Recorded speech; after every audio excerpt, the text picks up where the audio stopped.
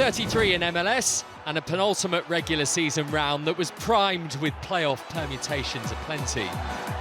The scrap for the postseason was on. Who clinched and who was cut?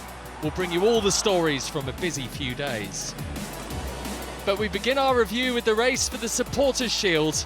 And first up, we're with Philadelphia in the East.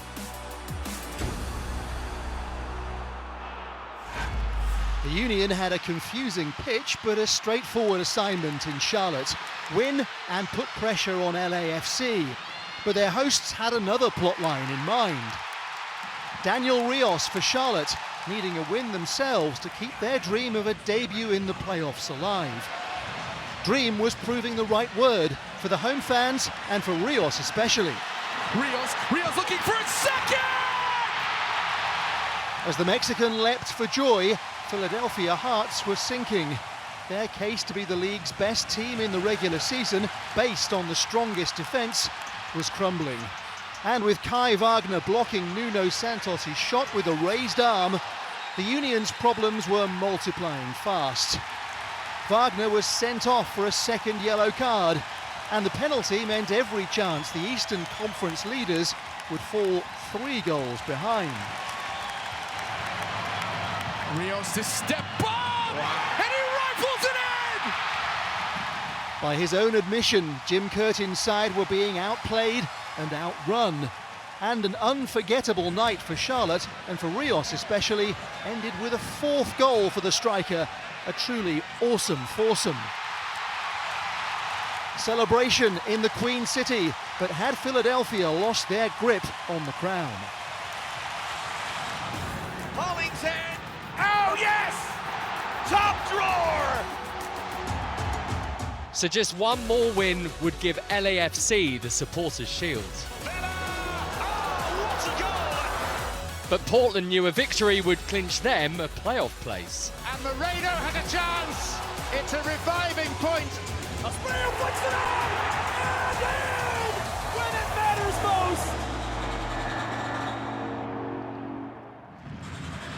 most! Watching this Western Conference clash were David Prutton and Jonathan Beck. Baylor, he has got away, and what a brilliant clearance off the line that was. Really good defending. Rather the man took him back to flick it up and over the bar. Kellen Acosta. Vela dug it out! That is brilliant! Carlos Vela with some sublime quality to break the deadlock. Huge smile on the skipper's face now. And it was a game that was crying out for this type of quality. This is majestic left foot as he cuts back in. You can't give Carlos Vela that much time and space. Almost 10 yards to try and pick his spot. Fielded by Mosquera. Mabiala. That's a powerful header off the crossbar. Attacked that one really, really well. Closest the Timbers have come.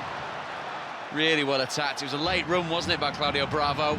Such power on the header, thumping off the crossbar.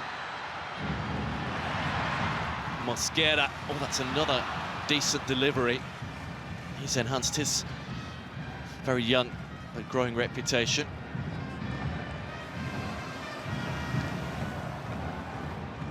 Three waiting. Asprilla is there! With 10 minutes to go, Darren Asprilla finally does the damage he can.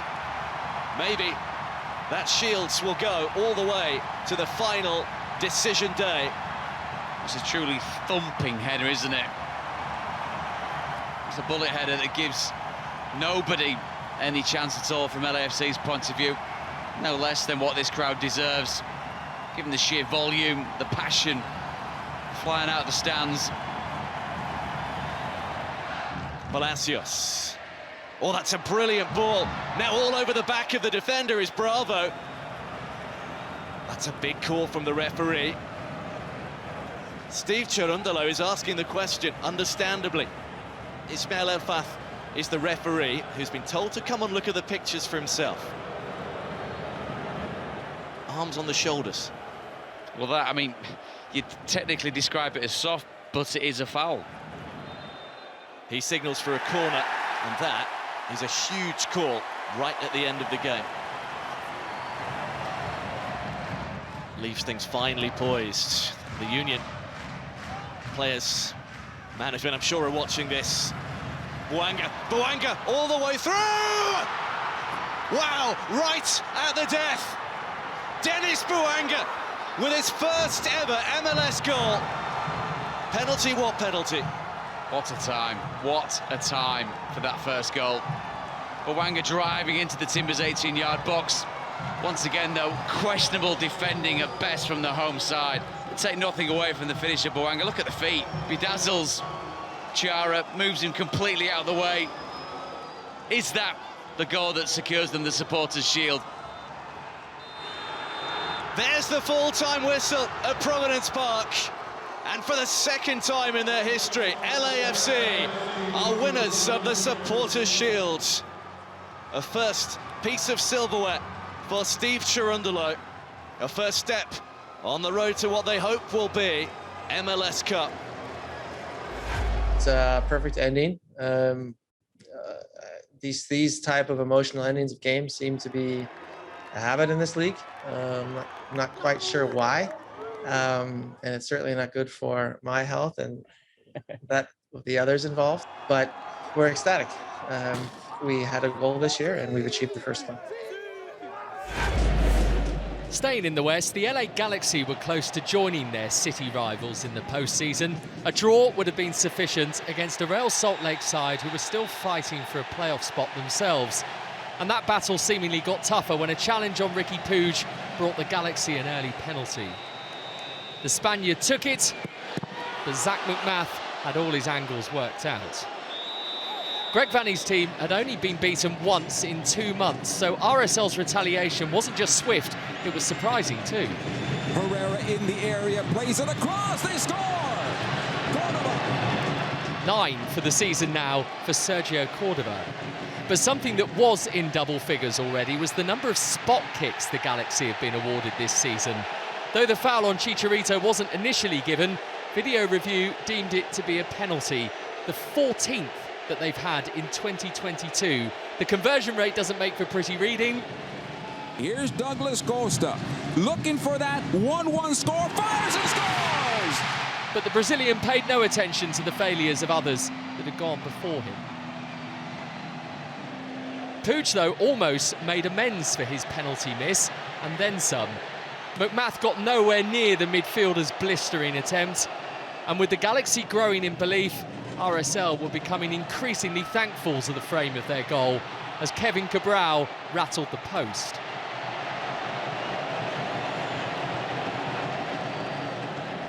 And yet the visitors found more in stoppage time.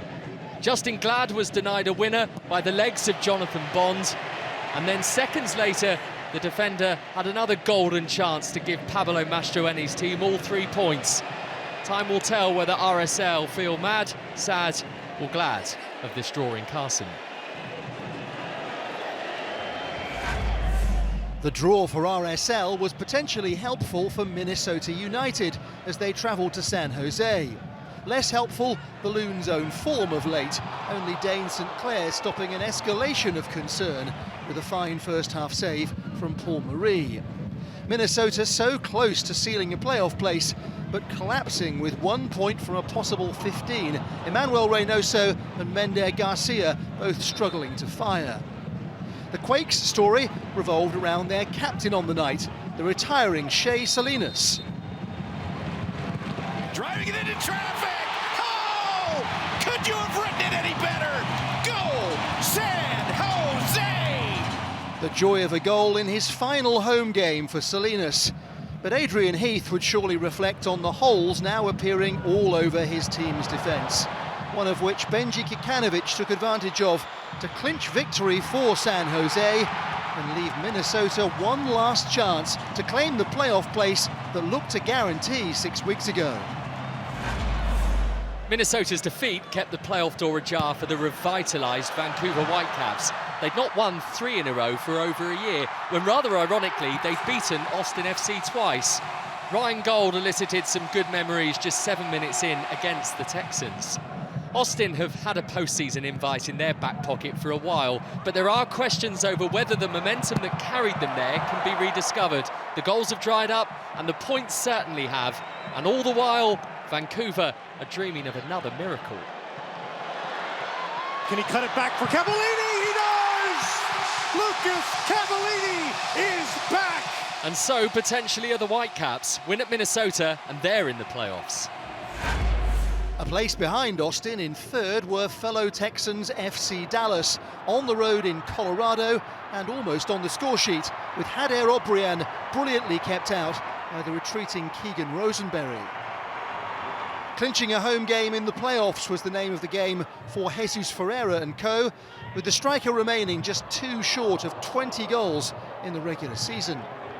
Colorado have fallen short of last year's lofty standards, but remain tough to beat at home, and their main man was on target to reach a landmark of his own. Rubio!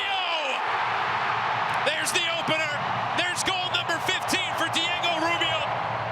It would prove enough for the Rapids to seal a 10th home win in MLS this season, and they did it despite losing Gustavo Vallecilla to a straight red card with 13 minutes to go. A second sending off in his last 3 games for the Ecuadorian, now on early vacation.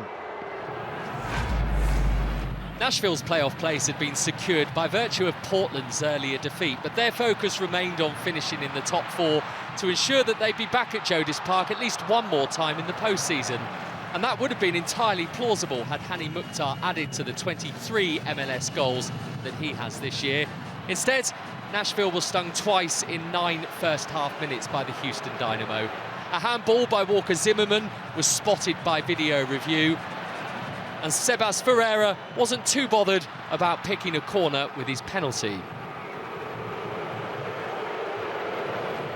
And then another Nashville defender was central to Houston's second goal. Dave Romney caught out and unable to catch up with Darwin Quintero before he teed up a very calm Ferreira to score the 12th goal of his debut season in MLS. The Dynamo's interim coach Kenny Bundy is building a case for himself to be considered as Paulo Nagamura's permanent replacement. Thankfully, the wild and high boot of his defender, teenage Hadebe, didn't muck up his game plan at Nashville, largely because his second yellow card came in stoppage time. But spare a thought for the player on the receiving end, Luke Hackinson, finding out that teenage kicks are hard to beat. Zimmerman still found time to use his head to good effect inside the penalty area, but that's 5 home defeats in 2022 for Nashville, and they'll now be talking in undertones about that at Jodis Park. Could this be the first year Seattle failed to make the playoffs? The Sounders get punished on what really is the first attack of the game. To have any chance of extending their remarkable 13-year run, only a win would do. How many times has Freddie Montero delivered a big moment for the Sounders? They were at SKC, out of contention, but winners in their last 5 at home. This is domination in Children's Mercy Park.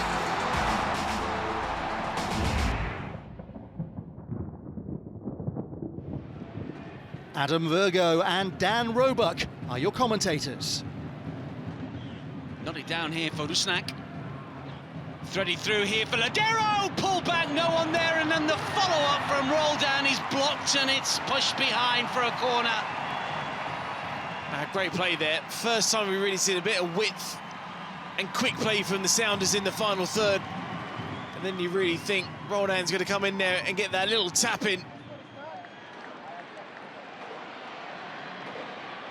In comes the delivery here, another terrific save, and the follow-up. Fry denies Agada twice. Incredible. The best double save you'll ever see. I'm sorry, but this is absolutely brilliant from Stefan Fry.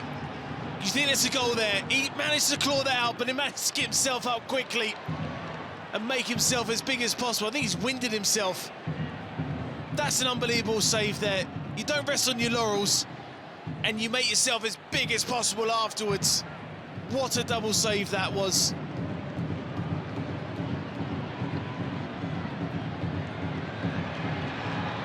Shadawi to curl in, Agada to control, and this time he does score.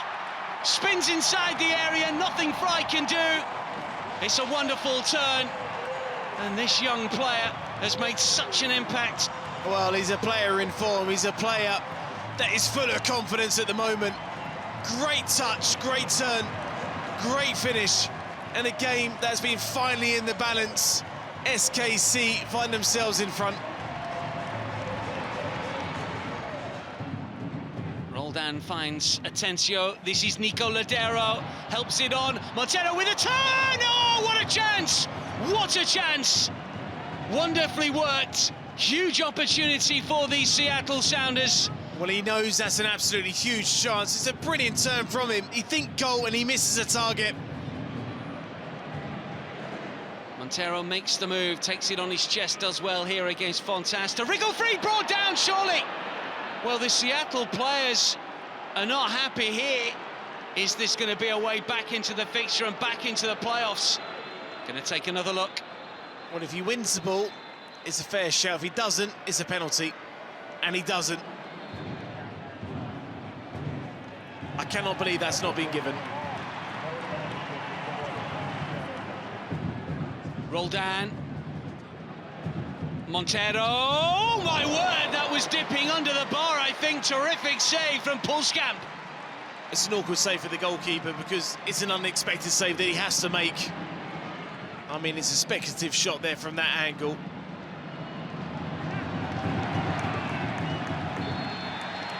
Brian Schmetzer's team go out with a whimper rather than a bang.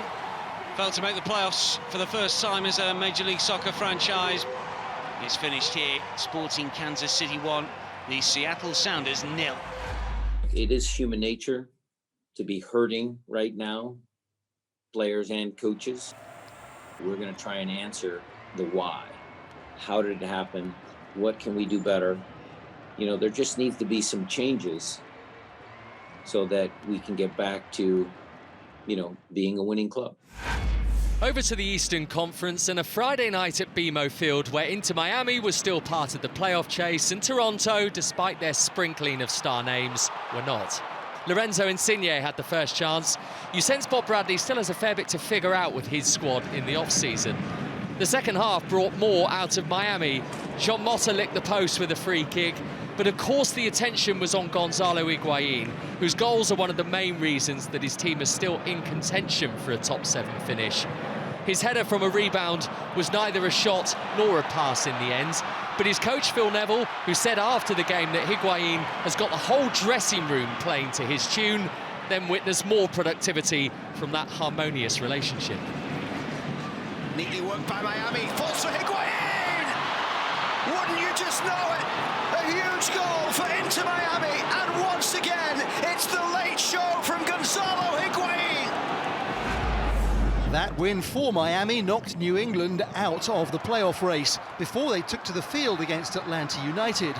But the Revs still played with personality and could have led through Carlos Gil against a side that was still in contention for the postseason. Bruce Arena knows all too well that his team has squandered too many points from winning positions. But as Brandon Bye's effort also hit the post, there wasn't much here for the coach to find fault with. The chances kept coming, this one for Giacomo Vrioni, but their luck was about to turn, with Gonzalo Pineda getting a dose of what his opposite number's been feeling. The sliced clearance, the spinning ball, and the embarrassed goalkeeper, all combining for one of the most hapless penalties conceded by a team this season. Having been only too pleased to be knocked down, Vrioni got up to score his first in MLS. Thus addressing another of New England's issues, the goals they've lacked from strikers in the second half of this campaign. In that they had something else in common with their opponents, as Joseph Martinez was about to show. Bicycle kick! Oh, my! A staggering goal, his 9th this season from a player clearly underachieving and under-celebrating too, given Atlanta now had 10 minutes to win the game and keep the playoffs in their sights. Instead, the Revs had the final say, with Gustavo Bo relieved to return to the scoresheet for the first time since July. A winning goal that confirmed neither of these teams would be present in the postseason. The playoff place was still in the Columbus Crew's own hands, but this was the first of a trio of matches that would really test their capabilities in the final 8 days of the regular season. Frankie Amaya proved that as he lashed the New York Red Bulls into a second-half lead. The Crew have been guilty of squandering points late on in games, so this was a welcome change of pace. Etienne settles. Etienne! An 89th minute equaliser, but no celebration from Derek Etienne against his former club. But then... It's Russell Rowe! Oh, what a save! Etienne's there! You could hardly blame him for getting carried away with his stoppage time winner. It was a goal that could change the Crew's entire season. Staying in Ohio, FC Cincinnati were hoping to clinch a first ever post-season berth, but falling behind to Chicago wasn't part of the bargain. John Duran putting the fire in front 10 minutes into the second half. And when Brian Gutierrez made it 2-0 only 3 minutes later, Cincinnati's first defeat in 12 was on the cards. What had started as a celebration was swiftly turning sour. Celentano way off his line and put over his head, and a dagger from Chicago.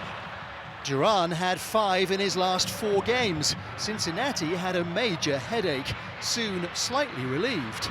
Trying to bring it back across. Acosta puts it in the back of the net. There's one, and FC Cincinnati has life. Where there was life, there was hope. In the 89th minute, cue Brandon Vasquez. Vasquez shoots. Vasquez scores. The orange and blue are within 1 at home. So would there be more late drama of the kind Cincinnati fans have often lapped up this year? Well, yes, but perhaps not of the kind they'd been hoping for. Instead, an altercation between Rafael Chihus and Alvaro Barreal led to an expression of anger from Sergio Santos and a red card for the Brazilian forward. Cincinnati remain in a playoff position. Just hold the applause, they're not there yet. Cincinnati's loss meant New York City FC's playoff qualification was already guaranteed before they faced Orlando City, who still had some work to do themselves if they were to join them. Tavon Gray had an early goal disallowed for offside.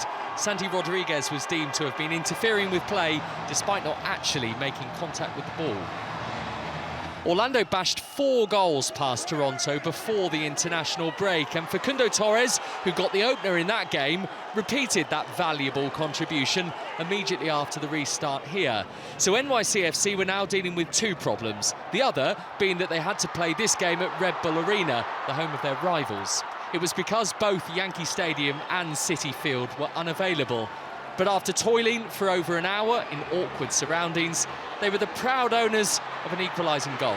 Alexander Callens with it, who also scored at home in the Hudson River Derby last month. Just not here. Confusing, I know. And then, with a little reminder of what NYCFC brought to the party when they lifted MLS Cup in 2021, Nick Cushing's team won the game. Tyler Magno's goal ensured NYCFC will have home advantage in the playoffs, wherever that may be. In our final game, the chance of finishing as the top seed in the East was still open for CF Montreal. And when they took the lead against DC United through Donovan Pine's own goal, the atmosphere told you of a club moving confidently in the right direction. And Wilfried Nossi's side kept a measure of control throughout against the team with the league's worst record this year. Ismael Kone seemed to be clearly pushed by Pines as a second goal loomed. The officials eventually agreed it was a penalty and a red card, though they did need a good look at the replay to work that through. Joaquin Torres took the spot kick, and though it's never good to miss those with the playoffs on the horizon, another Montreal victory means they still have the Union in their sights with 1 game remaining.